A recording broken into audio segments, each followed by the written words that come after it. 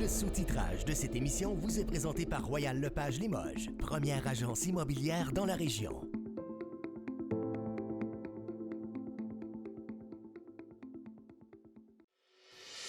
En manchette ce soir, une nouvelle vie pour le journal Le Citoyen. Le Reflet Témiscamien met la main sur l'hebdomadaire pour lui donner un second souffle. Un professeur de l'UQAT accusé de fraude devra se trouver un nouvel avocat. Et l'aspirant maire de Val-d'Or, Benjamin Turcotte, dévoile ses priorités.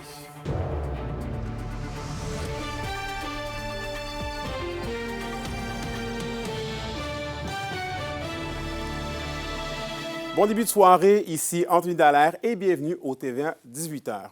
On débute le bulletin en parlant de médias, puisque les hebdomadaires régionaux, Le Citoyen, passent entre les mains du journal indépendant Le Reflet Témiscamien.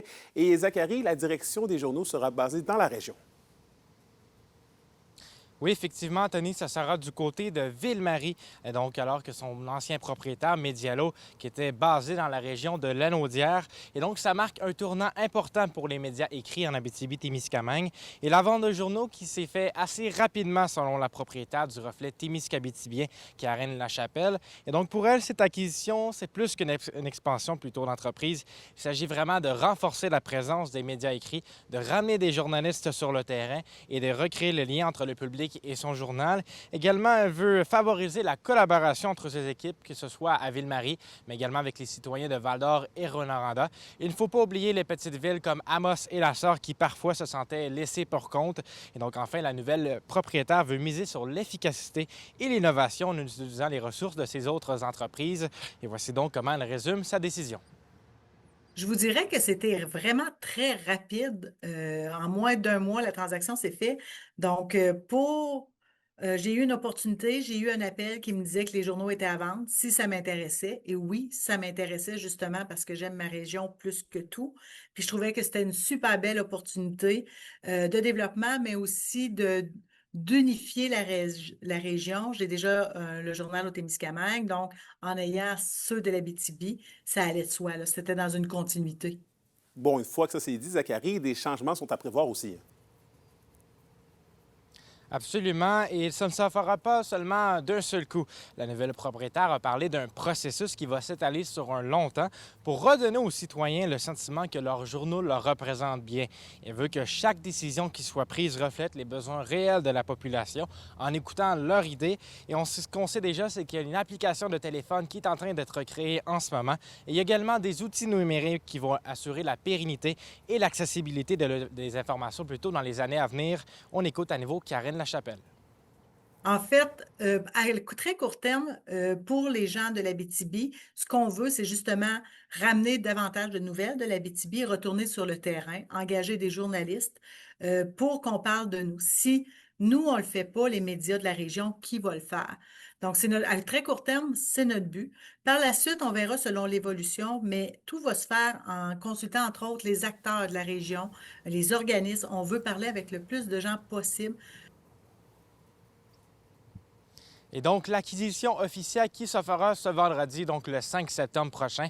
Le média affichera sous peu les postes ouverts. On surveille le tout. Merci beaucoup, Zachary. Je vous en prie. Vos réponses à la question du jour TVA. Une présentation de la Clinique infirmière Nord-Ouest présente partout dans la région. Notre équipe peut vous recevoir pour un bilan de santé, une infection, le suivi de maladies chroniques et plus. Contactez-nous pour plus d'informations ou visitez notre site Web. Et justement, en lien avec ce rachat, à la question du jour, on vous demandait, croyez-vous en la pertinence des médias régionaux pour continuer de diffuser l'information locale? Et vous avez répondu oui à 84 %. Et on poursuit dans le monde judiciaire. L'ancien professeur de l'UQAT, René Womke, était de retour en cours ce matin au palais de justice de Rwanda. Et le dossier risque de s'étirer car l'accusé doit se trouver un nouvel avocat. Olivier Morin fait le point. L'ex-professeur de l'UQAT, René Womke, accusé de fraude, commission secrète et extorsion, doit se trouver un nouvel avocat. C'est ce qui a été annoncé mardi lors de son retour devant le tribunal. Selon ce qui a été mentionné, cette décision fait suite à une divergence d'opinion entre l'accusé et l'avocate au niveau de la gestion du dossier de défense. C'est d'ailleurs l'avocate qui a déposé une demande de cesser de s'occuper de son client. La même demande a aussi été faite par WAMCO. De plus, nous avons appris au cours de ce bref passage que René WAMCO n'a toujours pas reçu la clé USB contenant la deuxième partie des preuves. On rappelle qu'en juillet dernier, la défense avait annoncé le fait que René WAMCO n'avait pas pu visionner toutes les preuves car l'une des clés était vide. Les preuves manquantes sont des documents en lien avec son arrestation à l'aéroport lors de son retour au pays en décembre dernier. L'ancien professeur titulaire en génie civil avait été arrêté par l'Agence des services frontaliers du Canada. Il aurait dérobé de l'argent destiné à des bourses pour les étudiants internationaux. Pour ce qui est de la tenue du procès, rien n'a été évoqué à ce sujet alors que la Couronne avait demandé sa tenue en juillet dernier. René WAMCO sera de retour en cours le 30 septembre prochain pour une réorientation de son dossier. Olivier Morin, RNC Nouvelles, Rwanda. Et on poursuit sur nos routes avec de bien tristes nouvelles. D'abord, une collision entre 3 véhicules a fait un blessé sur la route 117 à la hauteur de McWatters à Rwanda. L'accident impliquait 3 véhicules, dont un camion semi-remorque. Un dépassement serait à l'origine de la collision, selon la Sûreté du Québec. La circulation a repris normalement depuis cet avant-midi. Ensuite, une motocycliste se trouve actuellement à l'hôpital à la suite d'une collision avec un VUS. L'accident s'est déroulé hier à 15h30 sur la route 397 à Val-d'Or. Et selon les informations de la Sûreté du Québec, un véhicule s'est tassé dans la voie inverse sur plusieurs mètres dans le but d'entrer dans une cour. La motocycliste aurait aperçu le véhicule, mais sans pouvoir l'éviter. La femme dans la quarantaine a été éjectée de sa moto. Elle a été transportée à l'hôpital et un reconstructionniste s'est rendu sur les lieux pour mieux comprendre le déroulement de l'incident. Et finalement, une collision impliquant un camion lourd et un piéton est survenue vers 21h30 ce samedi sur la route 117 au sud de Val-d'Or. Un homme dans la cinquantaine a subi des blessures graves. Il a été transporté à l'hôpital et la Sûreté du Québec a des raisons de craindre pour sa santé. Le conducteur du camion, pour sa part, n'est pas demeuré sur le lieu de l'accident. La SQ l'aurait localisé vers 1h du matin. L'homme dans la soixantaine a été transporté au poste pour être interrogé par les enquêteurs de la Sûreté du Québec. Et faisons un saut en politique municipale maintenant. Le candidat à la mairie de Val-d'Or, Benjamin Turcotte, dévoile ses principaux thèmes pour la campagne électorale à venir. Et l'actuel conseiller du district Lac-Blouin-Centreville veut prioriser le développement économique et l'accès au logement. Il veut aussi optimiser les finances publiques et la diversification des sources de revenus de l'administration. Le sentiment de fierté et de sécurité des citoyens fait également partie des préoccupations de l'aspirant maire. Benjamin Turcotte lancera officiellement sa campagne et dévoilera de premiers engagements concrets dans un peu moins de 3 semaines. C'est des thèmes qui s'imposent par l'expérience que j'ai. Dans le fond, le logement, le développement économique, c'est sûr que la crise du logement actuelle, c'est un frein au développement de la ville de Val-d'Or, puis au succès de nos entreprises locales, puis même aux PME, aux services pour les citoyens aussi.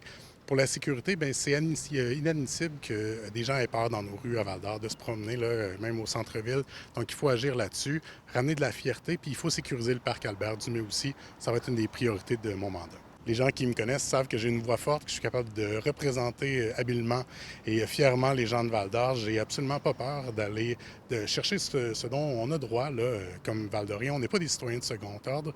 Puis les gouvernements nous demandent de plus en plus de choses, mais ne nous envoient pas les moyens pour les faire. Il faut profiter de toutes les subventions, de tous les programmes, mais aussi aller chercher notre part des ressources naturelles là, qui nous est due. Et toujours en politique municipale, une candidate s'ajoute à la formation du nouveau parti politique Virage à Rwanda. Il s'agit d'Anne Falardeau qui représentera le district des Vins. C'est une professionnelle dans le domaine de la réadaptation physique depuis plus de 20 ans qui est aussi engagée dans le dossier de la qualité de l'air. Sa candidature s'ajoute à celle de Philippe Marquis et de Joanie Duval. Et la Sûreté du Québec souligne dans les prochains jours, son 100e anniversaire dans la région. Notre journaliste Roxane Caillouette revient sur les moments marquants du corps de police avec le commandant régional et voici son entrevue. En fait, ça fait 100 ans, en 2025, que le premier détachement de policiers temporaire est devenu permanent par la suite au niveau de la Sûreté du Québec. Ce qu'il faut se rappeler, c'est qu'à l'époque, avant 1925, les forces policières de la Sûreté du Québec, qui était la police provinciale à l'époque, étaient concentrées à Québec et Montréal. Et, selon les besoins, étaient déployés en fonction de diverses missions. Donc, ça a été vraiment un changement majeur au niveau de l'organisation, ce qui fait qu'aujourd'hui, on a des postes de police, la SQ partout, mais les premiers, au niveau de l'organisation, de la police provinciale qui est devenue la SQ, c'était ici. Donc, à Noranda à l'époque. Donc, Et pourquoi c'est important pour vous de souligner ce 100e anniversaire de la Sûreté du Québec ici, en Abitibi-Témiscamingue? bien, un 100 ans, ça arrive juste une fois. C'est quand même majeur. Puis ce que moi, j'aime à penser, c'est que le modèle qu'on connaît aujourd'hui de poste de police de la SQ un peu partout en province, c'est peut-être en partie dû au fait où est-ce que ça a été un succès, l'implantation du premier poste temporaire devenu permanent. Et qu'est-ce qui a changé en 100 ans dans la Sûreté du Québec? Tout. Beaucoup de choses. Qu'on fait juste parler de uniformes, véhicules. Ils sont promenés en traîneau puis en train. Aujourd'hui, on est en voiture. On regarde la société des années 20-30, c'était d'aujourd'hui. Tout a changé. À l'époque, en 1925, bien, les policiers étaient logés à l'hôtel Cisco. Le poste de police était à l'hôtel Cisco. La cellule était une des chambres de l'hôtel Cisco, puis ils rencontraient les plaignants ou les victimes dans le lobby de l'hôtel Cisco. On sentait qu'on était dans un autre monde. Donc, c'est vraiment les technologies qui ont raffiné, en fait, là, la Sûreté du Québec, puis ont changé les manières de faire, en fin de compte. La technologie, mais aussi la société. On regarde, la police est toujours le reflet de notre communauté, de nos sociétés. À l'époque, on a grandi, nos façons de faire, notre politique a grandi. Au courant de l'histoire de l'Abitibi-Témiscamingue, il y a eu un paquet de sûretés municipales qui se sont intégrées au tournant des années 2000 à la SQ dans la grande majorité des cas. Donc, où est-ce qu'on est venu prendre l'ensemble du territoire avec un service de proximité aux citoyens, avec les élus municipaux au niveau des conseils de sécurité publique. Fait que c'est un grand processus d'amélioration, si on veut, du service. Puis je suis convaincu que dans 100 ans, ça va encore améliorer. Donc, on fait une partie de la roue qui tourne de ce côté-là. Le 100e, ça se fête. Il y a des activités en fin de semaine. Est-ce que vous pouvez nous en parler un peu plus? En fin de compte, on fait une porte ouverte ici au quartier général à Rouyn-Noranda avec plusieurs partenaires qui vont se joindre à nous. On va avoir des gens qui vont être présents de notre section du patrimoine de la SQ qui vont être ici pour présenter. C'est vendredi et samedi. Vendredi de 15h à 20h, pardon, et samedi de 10h à 16h. Et parlons politique provinciale maintenant. Le ministre responsable des relations avec les Premières Nations et les Inuits, Yann Lafrenière, a assuré que son gouvernement est en train de retravailler le projet de loi 97 sur la modernisation du régime forestier. Des membres des Premières Nations ont effectué des blocus sur les chantiers forestiers pour exprimer leur mécontentement, entre autres en Haute-Mauricie. Même s'il n'y a pas de mouvement du genre en Abitibi-Témiscamingue, eh bien, la région serait tout de même touchée par le projet de loi 97 après une rencontre de plus de 6 heures à la TUC avec les Atikamekw et la ministre des Ressources naturelles et des Forêts, Maïté Blanchette-Vizina. La conclusion a été de se rasseoir, afin de réécrire des parties du projet de loi. Les gens se disent qu'il va y avoir beaucoup plus de coupes. C'est le même volume de coupes de bois qui va avoir lieu au Québec. Cependant, au lieu de regarder l'ensemble du territoire, on veut les concentrer pour faire en sorte de bien consulter les Premières Nations, entre autres, les municipalités et les MRC sur les coupes qui auront lieu, mais de les concentrer au lieu d'aller sur un ensemble de territoires, bien entendu, nonobstant les zones protégées et tout. Et ça été développé avec la communauté de Wamantashin, communauté Atikamekw. On avait mis un code de couleur qui était bien plus simple que ça. C'était vert, jaune, rouge. Vert, il y a la possibilité de faire de la coupe forestière, oui. Jaune, ça dépend. Des fois, ça veut même dire une approche qui est différente avec de moins gros outils. Et rouge, c'est non. Alors, c'était l'approche qui a été développée avec OMO. C'est ce qu'on veut utiliser, c'est ce qu'on veut travailler. Une chose qui est très claire, il faut trouver une façon pour que les familles, les chefs héréditaires, les gens du terrain soient entendus, qu'ils sachent ce qui se passe. Je sens que la tension est provoquée, entre autres, par ce manque d'informations-là. Les conseils de bande travaillent fort pour trouver une plateforme où que les gens entendent, se fassent entendre. Et nous, comme gouvernement, on est très ouverts à travailler avec ces gens-là. L'indice boursier minier au TVA Nouvelle 18h est une présentation de GFM Groupe Financier. Dirigeants d'entreprises et particuliers, fiez-vous aux experts de GFM pour vos placements, assurances de personnes et assurances collectives. Car pour vous, ils vont au-delà de la finance. Je suis Aimé Pingui, porte-parole des Journées de la Culture 2025. On vous dévoile la programmation après la pause.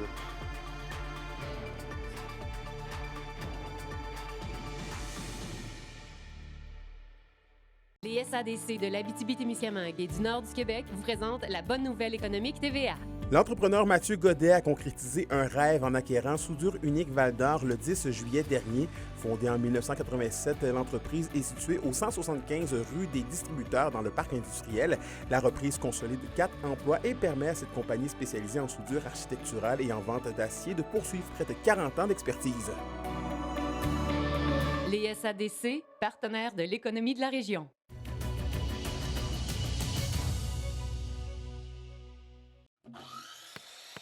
Tu veux faire ça? Ça?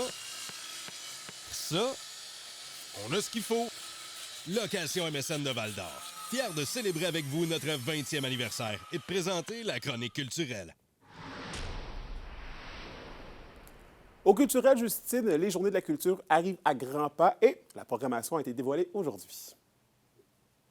Exactement, Anthony. C'est du 26 au 28 septembre qu'une foule d'activités gratuites permettront à la population d'aller à la rencontre des arts lors des Journées de la culture à Rouyn-Noranda. C'est 18 activités qui attendent la population. Il va y avoir des spectacles, des ateliers participatifs, des expositions, des découvertes musicales, des rencontres avec des artistes d'ici et d'ailleurs qui vous attendent pendant ces 3 journées culturelles. La population est invitée à célébrer la culture et les arts de Rouyn-Noranda à travers la thématique « Un mode de vie qui rassemble ». Le porte-parole cette année est Aimé Pingui, le président d'Africulture. Et voici comment il se sent d'avoir été choisi pour ce rôle assez significatif. Tellement honoré, je suis tellement fier en fait, de cette reconnaissance, une très belle reconnaissance qui démontre l'ouverture de Rouyn-Noranda à la diversité culturelle. La culture, pour moi, c'est un mode de vie. Donc, la façon dont on vit au quotidien, les sports qu'on aime, la musique qu'on écoute, les vêtements qu'on porte, voilà. L'art du pagne réinventé. J'aimerais juste défier les gens de Rouyn-Noranda sur les pagnes, les différentes facettes, les différentes façons de les porter et ses usages. Sinon, il y a plein d'autres, dans la chorale aussi, que j'aimerais écouter la belle chanson qu'ils ont préparée tout l'été. Donc, hâte de voir ça. Très intéressant. Et maintenant, Justine, on se déplace à Val-d'Or puisqu'une belle nouvelle a été annoncée pour le Conservatoire.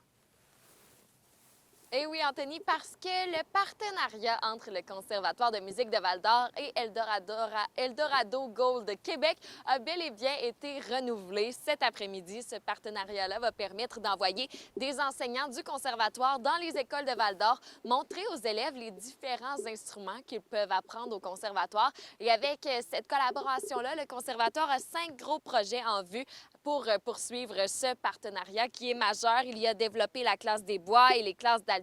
Au niveau des cordes également, aussi créer un méga orchestre symphonique avec tous les jeunes de Val-d'Or, d'avoir aussi des chorales dans les écoles primaires de Val-d'Or et peut-être même d'aller rejoindre les jeunes lors d'un camp musical d'été. Alors ça, ce sont des désirs du directeur du Conservatoire de musique de Val-d'Or qu'il aimerait réaliser avec ce partenariat. C'est vraiment un atout majeur pour l'apprentissage de la musique en région. Vous voyez, depuis 2019, on a touché environ 1000 jeunes depuis la création de ces projets sur 5 ans. L'accessibilité, c'est d'abord, on va à la rencontre des jeunes pour leur montrer les instruments qui, des fois, n'ont aucune idée. Bon, tout le monde connaît le piano, tout le monde connaît le violon, la flûte aussi, mais une contrebasse, un tuba, un euphonium, un alto, OK, ça, c'est des instruments qu'on ne connaît pas, mais quand on les entend, il y a des gens qui vont faire... Bien, moi, ça m'intéresse. On dirait que ça vient me chercher, ça fait vibrer une corde en moi, on ne sait pas pourquoi.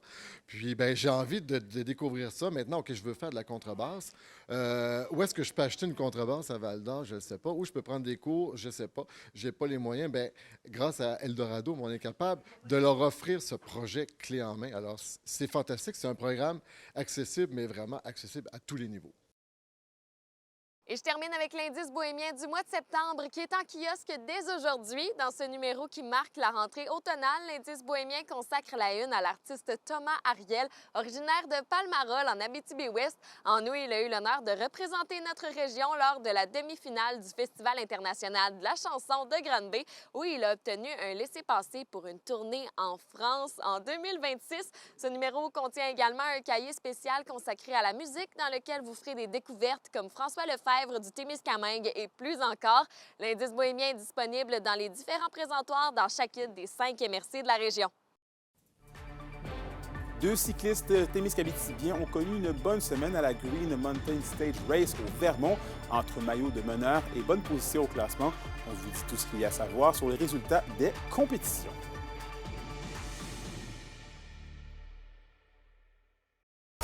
Les sports vous sont présentés par Thibaut Géant, votre concessionnaire de confiance à Rouyn-Noranda, là où qualité et choix se rencontrent. Et au sport, les cyclistes témiscabitibiens ont connu une bonne semaine à la Green Mountain Stage Race au Vermont. Lors de la première étape, Cédric Fizet a remporté un sprint intermédiaire et pris la deuxième place au final. Ses performances lui ont permis d'endosser le maillot vert de meneur au point. Et à l'étape reine, l'Amossois Hubert Lamotte a terminé deuxième et demeuré dans la lutte pour le classement. Et finalement, à l'épreuve du critérium, Cédric Fizet a de nouveau récolté des points au sprint intermédiaire, assurant son titre de meneur au point pour l'ensemble de la course. La météo, une présentation de Nikon Auto de la Sarre, la capitale du pick-up. Où vous y trouverez toujours le meilleur choix, toujours le meilleur prix. Et à la météo, Justine, une journée parfaite nous attend. Ah oui, Anthony, c'est la preuve qu'on a encore de belles journées ensoleillées qui nous montrent que l'été n'est pas terminé. Ce soir et cette nuit, ce qui nous attend, bien, ce sera partiellement nuageux en région avec un petit 30 de probabilité d'averse et même le risque d'un petit orage. Et au côté de la température, ce sera un minimum de 13 degrés qui est attendu. Demain, ce sera généralement ensoleillé autant en Abitibi qu'au Témiscamingue. Quelques nuages en fin d'après-midi avec un maximum de 23 en Abitibi et de 25 du côté du Témiscamingue. Et en aperçu pour jeudi, eh bien, de la pluie fera son tour en région avec un maximum qui frôle les 15 degrés sur l'ensemble du territoire. Profitez bien de la journée chaude et belle de demain qui nous montre que l'été n'est pas fini parce que les températures automnales s'en viennent quand même plus vite qu'on le pense là, pour tout le reste de la fin de la semaine. Parfait, merci beaucoup, Justine. Bon, Abitibi-Témiscamingue, faut qu'on se parle. Ça fait maintenant 4 ans que je suis avec vous sur le terrain pour raconter vos histoires. J'ai survolé la région en hélicoptère. Je suis même allé sous terre pour couvrir votre information régionale. Mais maintenant, c'est directement ici et à vous que je vais m'adresser à chaque soir au bulletin à titre de chef d'antenne.